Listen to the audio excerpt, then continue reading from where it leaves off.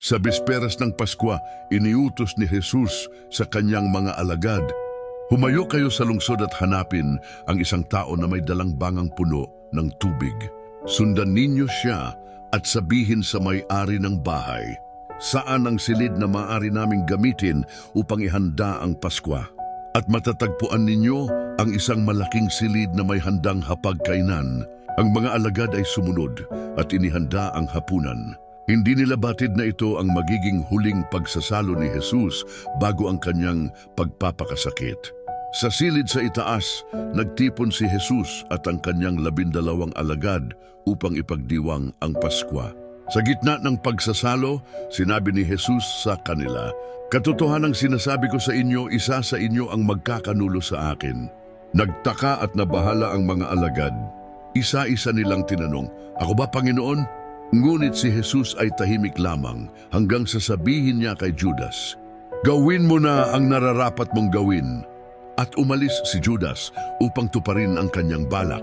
Habang sila'y kumakain, kinuha ni Jesus ang tinapay, pinagpala ito, pinagputol-putol at ibinigay sa kanila na sinasabi, "Ito ang aking katawan na inihandog para sa inyo. Gawin ninyo ito bilang pag-alala sa akin."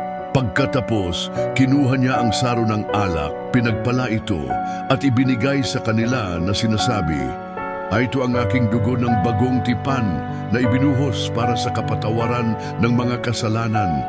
Uminom kayo mula rito kayong lahat." Sa sandaling ito, itinatag ni Jesus ang sakramento ng Eucharistia. Ito ay isang banal na alay ng kanyang sarili upang maging pagkaing nagbibigay buhay sa espiritu ng lahat ng mananampalataya.